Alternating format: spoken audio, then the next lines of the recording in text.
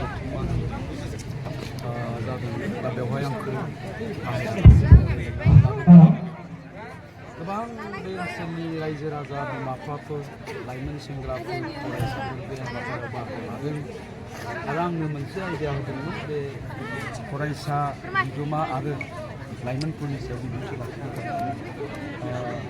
खोब मोजां मोनदों आं माने गोबां माने लाइमोनफोर आरो बिगोमाफोरनि सिगाङाव माखासे माने बाथ्रा बुंनानै मानोना जोंहा दाबो जोंनि माने बिमा बिफाफ्रा गोबां बिथिङावनो सांग्रां जाबावनांगौ दङ बे गथ'फोरखौ माबोरै जोथोन लानांगौ बेफोरनि सायाव बेबायदिनो जोंनि फरायसाफोर लाइमोनफ्राबो गावबागावनि जिउखौ दानानै लानांगौनि थाखाय नैबे बुब्लियाव माबायदि खामानि मावनांगौ जोंनि आखल आखुफ्रा माबायदि जानांगौ बेफोरनि बेलायाव बा बिसोरखौ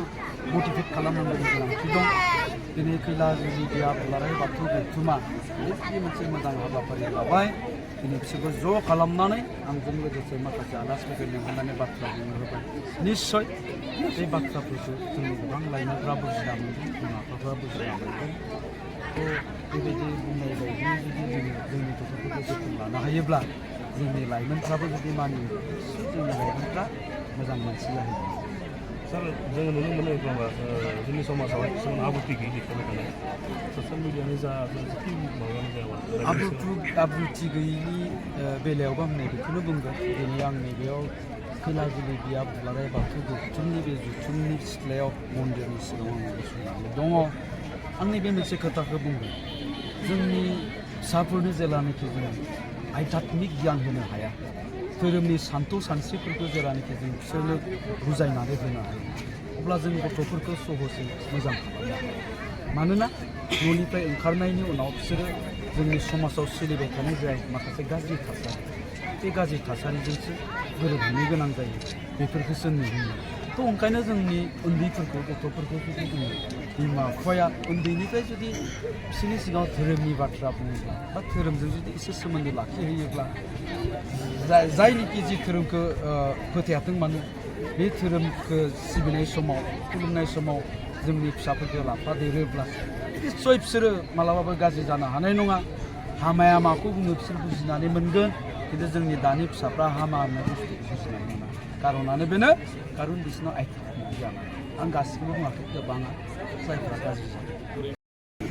आनजाथावै जिथु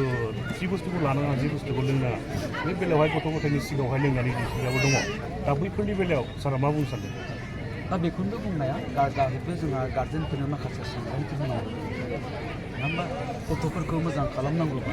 गार्जेनफोरनि आखल आखुआ माबायदि जानांगौ गथ'फोरखौ माबायदि जोथोन लानो नांगौ थ' बेफोरनि सांग्रांथि होनांगौ दं होननानै आं बुङो खैलाजुलि बिया दुलाराय बाथौ गौथुमा जे बे हाबाफारिखौ लादों मोजां जादों खेबसेल' नङा खेबनै खेबथाम जेसेबांखिनि हायो लाबाय थानो नांगौ बे बाथौ गौथुमाल' नङा जोंहा आनसलिक सुबुं दङ आनसलिक सुबुंजोंबो आङो रायज्लायो बेफोरखौ गामि गामि लायोब्ला दिनैनि समाव गोनांथि जादों हिसाबै मोजां जायो जोंनाव लाइमोनफोरा माबायदिहाय गावनि हारिमुखौ फोथांना लाखिनो माबायदि बिहोमा होनांगौ लाइमोनफोरखौथ' आं बुंगोन दिनैनि समावहाय जोंनि गोबां लाइमोनफ्रानो सेंग्रा सिख्लाफ्रा बा आंथ' दिनै नोंथांमोननि जायगायाव नुबाय उन्दै उन्दै गथ'फ्राबो 7-8 बोसोर बैसोनि गथ'फ्राबो गोलाव गोलाव सिफुं उन्दै हिन्जावसा गथ'फ्राबो सिफुं दा बेनि ओंथियानो जाबाय लाइमोनफ्रा दिनै जोंनि हारिमुखौ बोजबनानै लाबाय जोंनि गोबां लाइमोनफोरनि गेजेराव दा खाम दामग्रा सिफुं सुग्रा सेरजा दामग्रा ओंखारबाय खेराइ मोसाग्रानिबो आंखाल दंबाय थ' जोंनि लाइमोनफ्रा बे जोंनि हारिमुखौ बोजबना लाबाय माने जोंनि हारिमुवा थांनानै थासिगोन बेयो मालाबाबो जोबनाय नंला जोबनाय नंलिया बेखौ उनाव रायज्लायगोन माने दाखालि जोङो